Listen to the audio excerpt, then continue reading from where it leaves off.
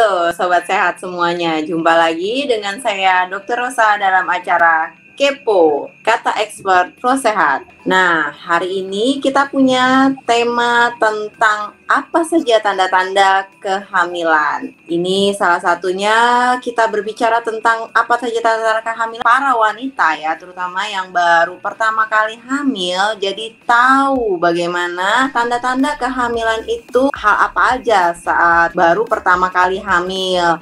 Terus kapan juga test packnya harus dilakukan ya, supaya wanita Indonesia juga menjadi lebih maju dalam pola pemikiran dan pendidikan tentang kesehatan reproduksinya.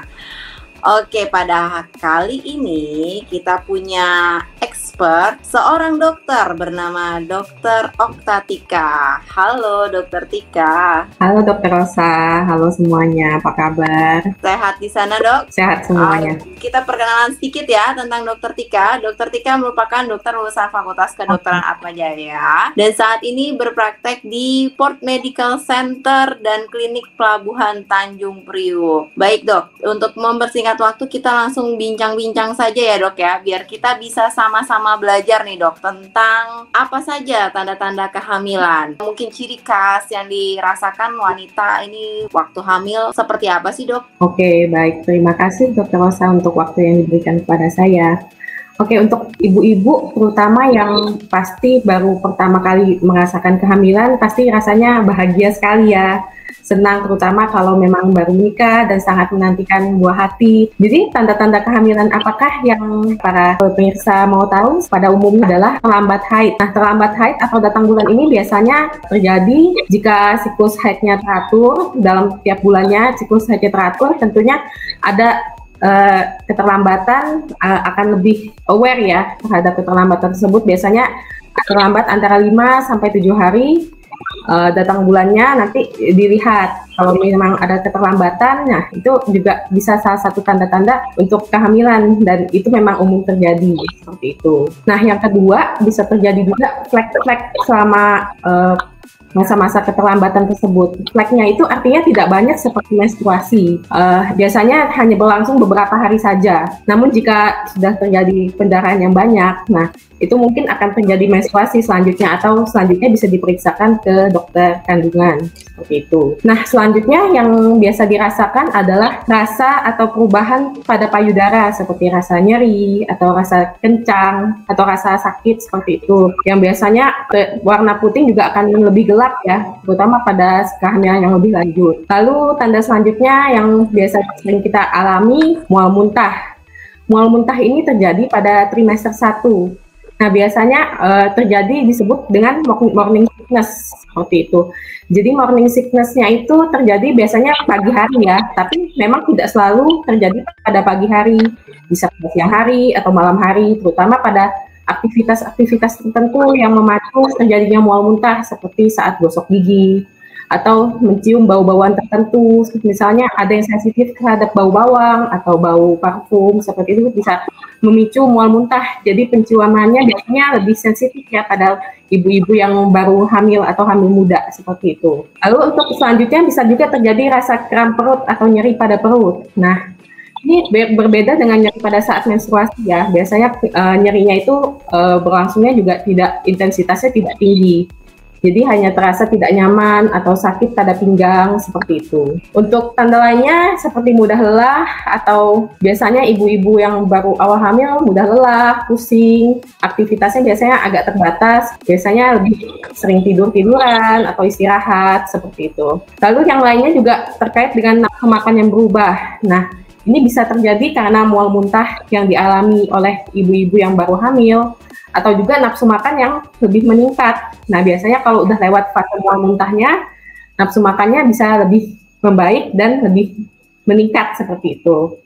Untuk tanda-tanda lainnya yang bisa dialami adalah lebih sering buang air kecil, BAB yang sembelit seperti itu, dan mood swing. Mood swing artinya moodnya mudah berubah ya, nanti tiba-tiba mudah marah atau tiba-tiba gampang menangis seperti itu. Tapi memang tidak semua wanita mengalami hal tersebut. Biasanya hanya orang-orang tertentu atau pokoknya tidak semuanya gitu. Yang lebih umum biasanya lebih ke arah terlambat haid gitu.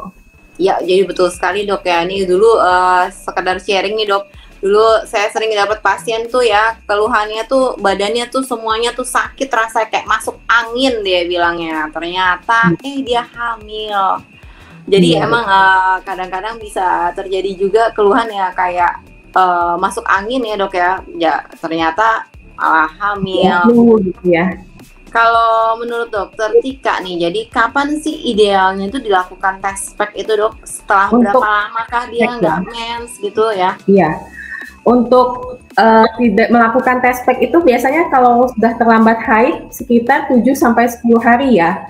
Jadi jika 7 sampai 10 hari sudah dirasakan terlambat haid, itu segera dapat dilakukan test pack. Nah, paling gampang itu test pack yang dibeli di apotik atau di pasar swalayan, itu banyak dijual berbagai merek. Nah, itu bisa dicoba dipakai. Biasanya digunakan sampel urin pada pagi hari karena biasanya kandungan hormon HCG yang terdeteksi itu lebih tinggi pada pagi hari. Tetapi nanti pada selanjutnya juga bisa terdeteksi pada siang atau malam hari. Tetapi lebih baik dianjurkan biasanya pagi hari seperti itu. Nah, kalau misalnya udah terdeteksi nih dok, dia ternyata udah positif, apakah perlu langsung ke dokter kandungan atau tunggu beberapa minggu lagi baru ke dokter kandungan supaya janinnya tuh udah kelihatan di USG? Memang ada beberapa anggapan ya, biasanya pada orang awam yang tunggu dulu, tunggu sampai beberapa minggu lagi biar kelihatan gitu. Cuman memang sebaiknya dianjurkan untuk segera melakukan pemeriksaan kehamilan setelah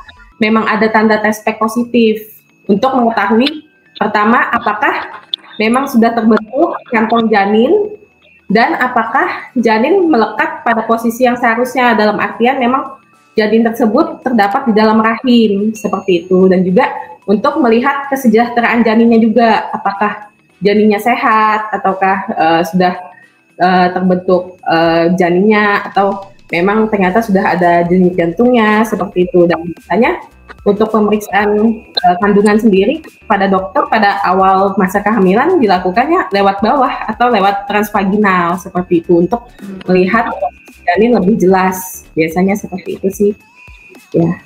Baik, jadi kalau dia baru awal nih minggu pertama nih positif hamilnya, terus apakah langsung di USG langsung kelihatan dok janinnya? Biasanya sih tidak langsung terlihat ya, biasanya lebih ke penebalan rahim atau jika sudah lebih tahap lanjut sudah dapat terlihat kantong kehamilannya. Tapi janinnya biasanya memang belum terlihat, cuman terlihat seperti kantung kecil beberapa mili seperti itu.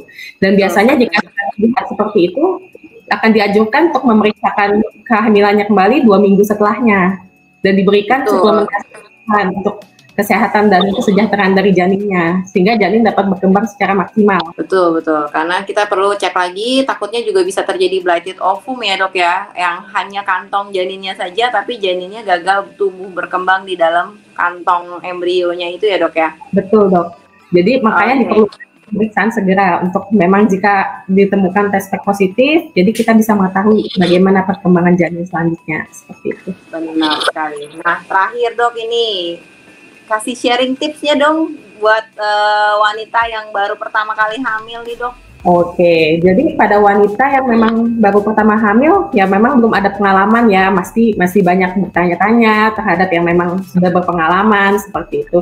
Jadi ya untuk tips yang pertama yang paling penting adalah jika mengetahui test pack-nya positif, langsung cek ke dokter kandungan ya, seperti yang sudah kita bahas sebelumnya. Jadi kalau memang sudah positif, sebaiknya melakukan antenatal care lebih dini untuk mengetahui lokasi, apakah janinnya di lokasi yang tepat, memang di dalam rahim, untuk mengetahui kesehatan janinnya juga, sehingga dapat mendapatkan juga suplementasi atau vitamin yang untuk kembangin seperti itu. Dan juga lakukan pemantau badan, jadi jangan sampai berat badannya berlebihan, dalam artian memikirkan bahwa saya hamil, saya boleh makan sebanyak-banyaknya. Nah, bukan seperti itu juga. Dan juga berarti kalau misalnya mual muntah, jadinya tidak makan sama sekali. Jadi diakali dengan porsi makan yang lebih kecil, tapi lebih sering. Dan jika memang ibu-ibu tersebut memang sudah ada kelebihan berat badan, maka akan dilakukan pemantauan lebih lanjut oleh dokter spesialis kandungan tersebut untuk memantau berat badan si ibu apakah berlebih atau harus dilakukan diet tertentu. Maka itu lebih penting untuk dilakukan antenatal care atau pemeriksaan kehamilan secara berkala dan teratur sesuai anjuran dokter. Selanjutnya juga perlu diperhatikan pada saat pemeriksaan adalah nanti akan dilakukan pemeriksaan darah. Oleh karena itu nanti dipersiapkan juga dari segi dari dananya, dari juga pemeriksaan kandungan dipersiapkan, busana yang dipakai, jangan sampai menimbulkan kerepotan sendiri jika akan melakukan pemeriksaan USG atau baik pemeriksaan lewat bawah atau lewat perut. Nah, selanjutnya untuk mengatasi yang lainnya seperti mual muntah, ya tadi dengan porsi makan yang sedikit tapi sering, dan juga memperhatikan asupan buah dan sayur gitu. Karena memang pada beberapa orang kehamilan dapat menyebabkan sembelit, oleh karena itu dibutuhkan asupan cairan yang cukup, asupan makanan yang bergizi dari buah dan sayur, dan tidak makan makanan yang mentah. Karena makanan yang mentah itu tentunya sumber dari kuman atau bakteri dan juga sehingga dapat membahayakan janin juga seperti itu. Jadi anjurannya selalu makan makanan yang matang dan menghindari makanan mentah. Lalu yang lainnya juga untuk jika ada yang sensitif terhadap bau-bauan atau mungkin yang tidak nyaman, itu sebaiknya dihindari dengan melakukan hal-hal positif, dengan menghindari bau-bauan yang memang sangat menyengat dan menimbulkan rasa muntah. Jadi lebih memperhatikan kenyamanan untuk diri sendiri serta melakukan istirahat yang cukup untuk ibu yang hamil, karena kan memang ibu yang baru hamil mudah lelah, sehingga jangan membatasi tidak melakukan aktivitas yang berat seperti itu. Iya, baik. Mungkin Dok. Iya, terima kasih Dok untuk sharing informasinya dan berbagi tips untuk para wanita yang baru pertama kali hamil. Mudah-mudahan buat yang baru pertama kali hamil bisa menerapkan apa yang sudah Dokter Tika sarankan tadi ya. Nah, buat ibu-ibu yang sedang hamil yang ingin membeli vitamin atau mungkin mau konsultasi juga bisa chat ke WhatsApp-nya ProSehat di 0811 18 16 800. Oke, baik, terima kasih. Sampai ketemu di edisi Kepo lainnya. Bye-bye. Bye-bye.